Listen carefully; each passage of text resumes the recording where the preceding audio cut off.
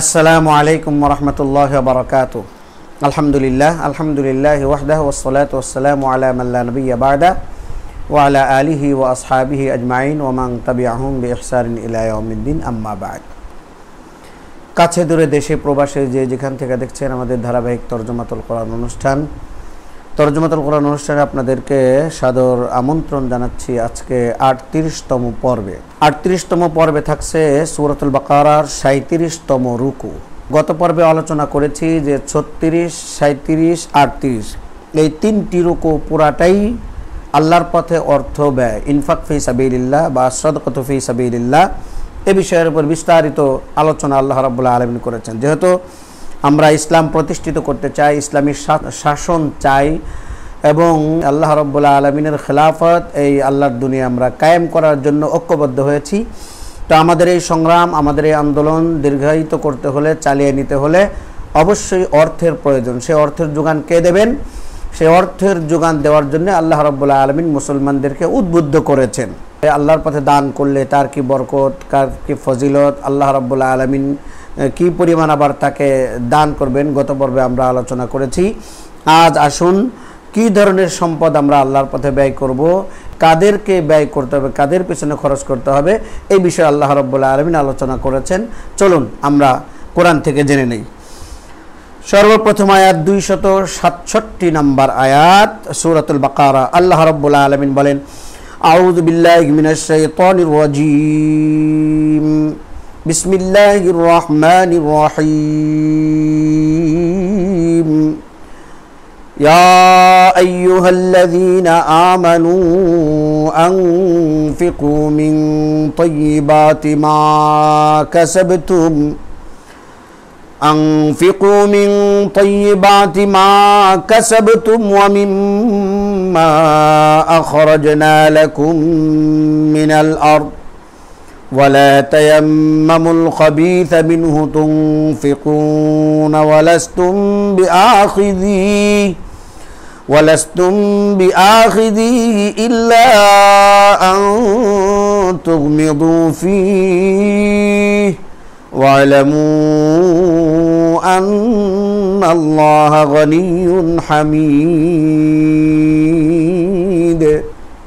يا أيها الذين آمنوا হে ঈমানদারেরা, আনফিকু তোমরা খরচ করো, মিন তাইয়্যিবাতি মা কাসাবতুম যা তোমরা নিজেরা কামাই করেছো দুহাতে, ওয়া মিম্মা আখরাজনা লাকুম মিনাল আরদ এবং জমিন থেকে আমি যা তোমাদের জন্য উৎপন্ন করে দিয়েছি তার থেকে সর্বোত্তম যেটা সেটাকে খরচ করো, ভালোটা, ফসলেরও ভালোটা, টাকা পয়সারও ভালোটা। ওয়ালা তায়াম্মামুল খাবিসা মিনহু তুনফিকুন, আর খরচ করার সময় মন্দটা বেছে নিও না, মন্দটা দেওয়ার নিয়ত করো না। ওয়ালাস্তুম বিআখিযিহি ইল্লা আন তুগমিদু ফি, তোমাদেরকে কেউ যদি মন্দটা দেয় তোমরা যেরকম নিতে অপছন্দ করো, অতএব অন্যদেরকেও সেরকম মন্দটা তোমরা দিতে যেও না। ওয়ালামু আন্নাল্লাহ গানিয়্যুন হামিদ, আর তোমাদের জেনে রাখা উচিত আল্লাহ কারো মুখাপেক্ষী নন, তিনি গনি এবং তিনি হামিদ, সর্বোত্তম গুণে গুণান্বিত, সর্বপ্রশংসিত। সম্মানিত ভাইরা, এখানে আল্লাহ রাব্বুল আলামিন দানের মূলনীতি বলেছেন যে দান করতে হবে উত্তম যেটা, ভালো যেটা, সেটা দান করতে হবে।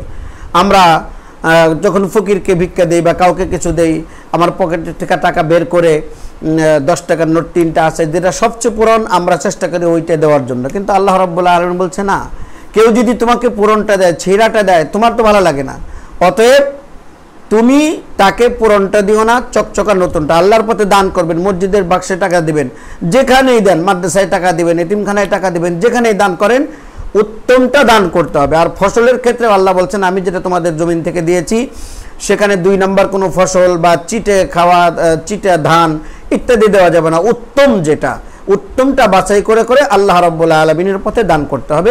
এই আয়াত থেকে আমরা এই শিক্ষাটাই লাভ করলাম। এরপরে 268 নম্বরে, আশ-শাইতানু ইয়াইদুকুমুল ফাকরা ওয়া ইয়া'মুরুকুম বিল ফাহশা ওয়াল্লাহু ইয়াইদুকুম মাগফিরাতাম মিনহু ওয়া ফাদলা ওয়াল্লাহু ওয়াসিউন আলীম। আর শয়তান ইয়াইদুকুমুল ফাকরা, শয়তান তোমাদের দারিদ্র্যের ভয় দেখায় যে আল্লাহর পথে দান করো না, দরিদ্র হয়ে যাবা, টাকা পয়সা শেষ হয়ে যাবে, তোমরা দান করো না। ওয়া ইয়ামুরুকুম বিল ফাহশা, আর সে তোমাদের লজ্জাকর কর্মনীতি অবলম্বন করার জন্য প্রলুব্ধ করে। যত ফাহেসাত আছে, খারাপ কাজ আছে, সেই সমস্ত কাজ করার জন্য সেখানে তুমি টাকা খরচ করো, তাতে ইবলিস কোনো বাধা দেবে না। কিন্তু ভালো কাজে দিতে গেলেই তোমাকে দারিদ্রতার ভয় দেখাবে। এটা হচ্ছে শয়তানের কাজ। ওয়াল্লাহু ইয়াইদুকুম মাগফিরাতাম মিনহু ওয়া ফাদলা, আর আল্লাহ রাব্বুল আলামিন তোমাদেরকে তার ক্ষমা এবং অনুগ্রহের আশ্বাস দেন। সুবহানাল্লাহ বিহামদিহি সুবহানাল্লাহিল আযীম। আল্লাহ বলেন যে আমার পথে দান করো, আমি তোমাদেরকে ক্ষমা করে দেব এবং আমি অনুগ্রহ করব, তোমাদের মাল আমি আরো বাড়িয়ে দেব। সুবহানাল্লাহ বিহামদিহি সুবহানাল্লাহিল আযীম। ওয়াল্লাহু ওয়াসিউন আলীম, আর আল্লাহই হচ্ছেন উদার হস্ত এবং তিনি সর্বজ্ঞানী, মহাজ্ঞানী। অতএব যে আল্লাহ রাব্বুল আলামিন উদার হস্ত, তার বান্দা হিসেবে আমাদের উদার হস্ত হওয়াই বাঞ্ছনীয়। আল্লাহ আমাদের সকলকে উদার হস্ত হওয়ার তৌফিক দিন।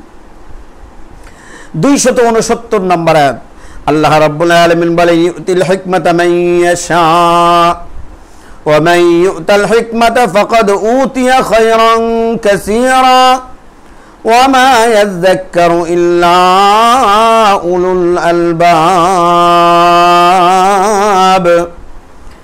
ইউতিল হিকমাতা মান ইয়াশা, আল্লাহ যাকে চান তাকে তিনি হিকমত দান করেন। ওয়া মান ইউতাল হিকমাতা ফাকাদ উতিয়া খায়রান কাসীরা, আর যে ব্যক্তি হিকমত লাভ করে সে আসলে বিরাট সম্পদ লাভ করে। ওয়া মা ইয়াযাক্কারু ইল্লা উলুল আলবাব, এই কথা থেকে কেবলমাত্র তারাই শিক্ষা লাভ করে যারা বুদ্ধিমান এবং জ্ঞানী, উলুল আলবাব যারা। হিকমত হচ্ছে গভীর অন্তর্দৃষ্টি ও সঠিক সিদ্ধান্ত গ্রহণ করার শক্তি।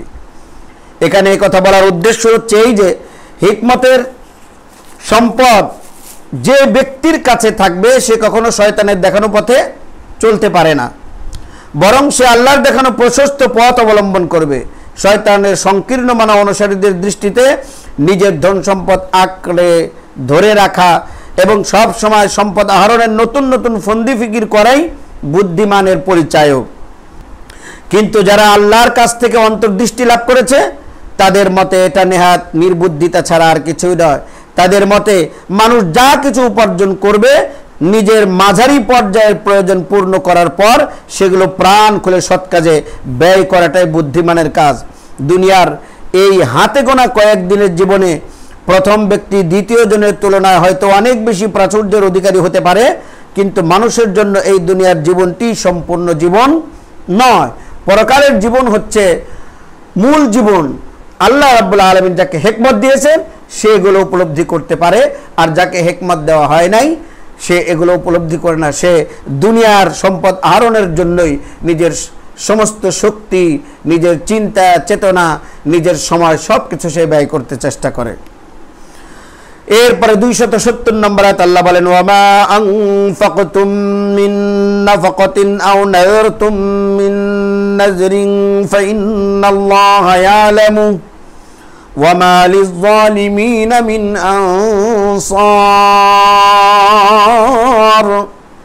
ওয়া মা আনফাকতুম মিন নাফাকাতিন আও নাযরতুম মিন নাযরিন, তোমরা যা কিছু ব্যয় করছো এবং যা কিছু মান্যত করছো আল্লাহ তা সবই জানেন, আর জালেমদের কোনো সাহায্যকারী নেই। ওমা লিয-যালিমিনা মিন আনসার, এখানে নজর, মান্যত এবং দান করার ক্ষেত্রে আল্লাহ রাব্বুল আলামিন বলছেন যাকে হিকমত দেওয়া হয়েছে সে সঠিক পথে ব্যয় করবে। আপনার মান্যত করা, এটাও সব জায়গায় মান্যত করা যাবে না, এটা যার হিকমত নাই সে বুঝবে না।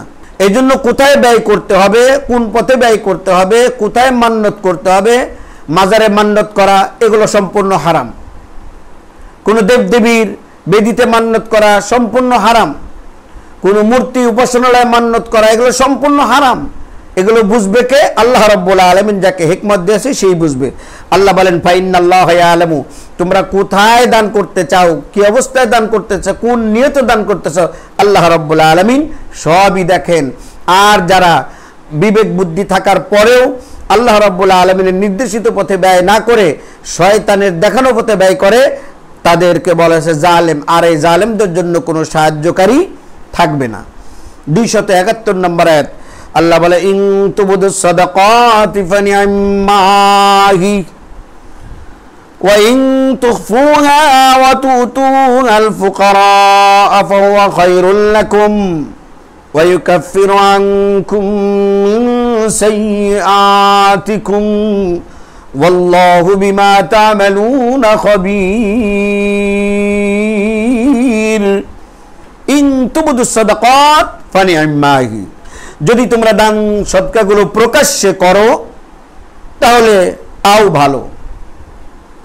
ওয়া ইন তুখফুহা ওয়া তুতুল ফুকারা ফাহুয়া খায়রুল লাকুম, তবে যদি গোপনে এবং অভাবীদের দাও, তুখফুহা গোপনে, ওয়া তুতুল ফুকারা অভাবী যারা তাদেরকে দাও, ফাহুয়া খায়রুল লাকুম তাহলে এটা তোমাদের জন্য বেশি ভালো। ওয়া ইউকাফিরু আনকুম সাইয়্যাতিকুম, এই কাজ যদি তোমরা করো, গোপনে গোপনে বেশি বেশি দান করো, আল্লাহ রাব্বুল আলামিন তোমাদের গুনার কাফারা হিসেবে এই দানগুলো কবুল করে নেবেন। ওয়া ইউকাফিরু আনকুম সাইয়্যাতিকুম, আল্লাহ তোমাদের গুনাহগুলোকে এই দানের বিনিময়ে মাফ করে দিবেন। ওয়াল্লাহু বিমা তা'মালুনা খাবীর, আর তোমরা যা কিছু করে থাকো না কেন অবশ্যই আল্লাহ রাব্বুল আলামিন সব কিছু জানেন। 272 নম্বর আয়াত আল্লাহ রাব্বুল আলামিন বলেন লাইসা আলাইকা হুদাহুম ওয়ালাকিন্নাল্লাহা ইয়াহদি মান ইয়াশা ওয়া মা তুনফিকু মিন খায়রিন ফালিআনফুসিকুম ওয়া মা তুনফিকুনা ইল্লা ইবতিগাআ ওয়াজহিল্লাহ ওয়া মা তুনফিকু মিন খায়রিন ইউওয়াফা ইলাইকুম ওয়া আনতুম লা তুযলামুন। লাইসা আলাইকা হুদাহুম ওয়ালাকিন্নাল্লাহা ইয়াহদি মান ইয়াশা, মানুষকে হেদায়েত দান করার দায়িত্ব তোমার উপরে অর্পিত হয়নি, আল্লাহ যাকে চান তাকেই হেদায়েত দেন। ওয়া মা তুনফিকু মিন খায়রিন ফালিআনফুসিকুম, তোমরা যে ধন সম্পদ দান খয়রাত করো তা তোমাদের নিজেদের ভালোর জন্যই। ওয়া মা তুনফিকুনা ইল্লা ইবতিগাআ ওয়াজহিল্লাহ, তোমরা আল্লাহর সন্তুষ্টি লাভ করার জন্যই তো অর্থ ব্যয় করে থাকো। ওয়া মা তুনফিকু মিন খায়রিন ইউওয়াফা ইলাইকুম ওয়া আনতুম লা তুযলামুন, কাজেই দান খয়রাত করে তোমরা যা কিছু অর্থ ব্যয় করবে তার পুরোপুরি প্রতিদান তোমাদেরকে দেওয়া হবে, এক্ষেত্রে কোনো ক্রমেই তোমাদের প্রাপ্য থেকে বঞ্চিত করা হবে না। সম্মানিত দর্শক শ্রোতা, এখানে বিশেষভাবে যেই কথাটি বোঝানো হয়েছে, প্রাথমিক দিকে মুসলমানদের ভিতরে এই ভুল ধারণা ছিল যে যারা মুসলমান হয়েছে, ইসলাম গ্রহণ করেছে, তাদের মধ্যে গরিব যারা, তাদেরকে দান করলেই এটা আল্লাহর পথে দান করা হবে, এছাড়া অমুসলিম যারা তাদেরকে দান করলে আল্লাহর পথে দান করা হবে না।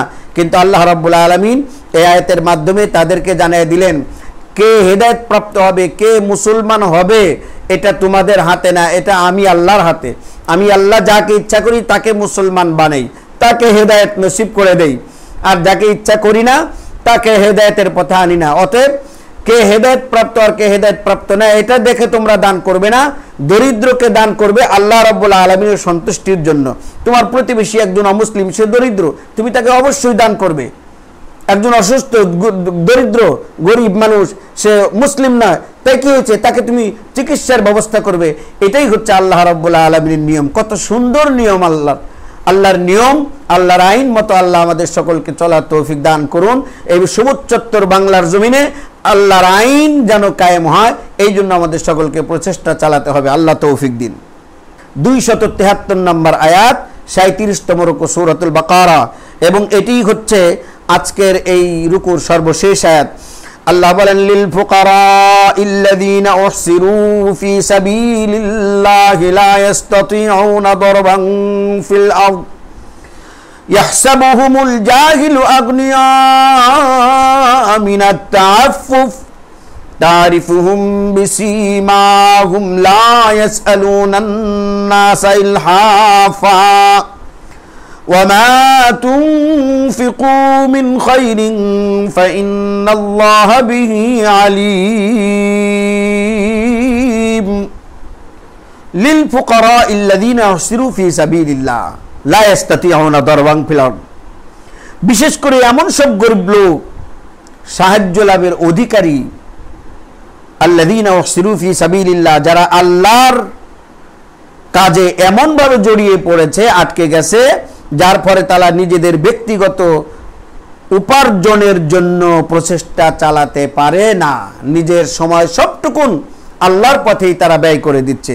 যেমন আসহাবে সুফা, মদিনার মসজিদে নববীতে আল্লাহ রাব্বুল আলামিনের রাসূল সাল্লাল্লাহু আলাইহি সাল্লাম দেখতেন যে সমস্ত সাহাবারা বিভিন্ন দেশ থেকে বাড়ি ঘর, টাকা কড়ি, জামা কাপড়, পরিবার সব কিছু ছেড়ে চলে আসছে, কিছুই নাই, এরা আসহাবে সুফার মধ্যে থাকতো, ইসলাম শিখতো, ইসলাম প্রচার করত, এবং আল্লাহ রাসূল সাল্লাল্লাহু আলাইহি ওয়াসাল্লামের নির্দেশে যখন যাকে তিনি যেখানে যাওয়ার নির্দেশ দিতেন সাথে সাথে সেই কাজে তিনি লেগে যেতেন। অর্থাৎ তার পুরো জীবনই এই কাজে ইসলামের জন্য ব্যয় করে দিয়েছেন।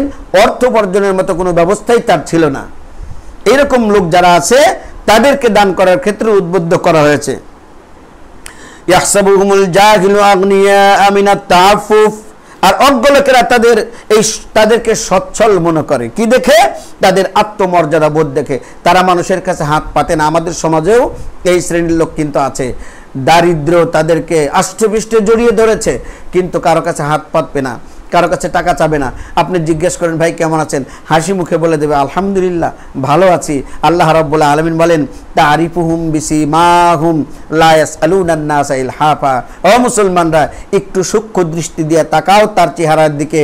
তার চেহারা দেখলেই বোঝা যাবে এই লোকটা আজকে খেয়েছে কি খায়নি। শুধু হাসি মুখে আলহামদুলিল্লাহ বলে, একটু খেয়াল করে দেখো।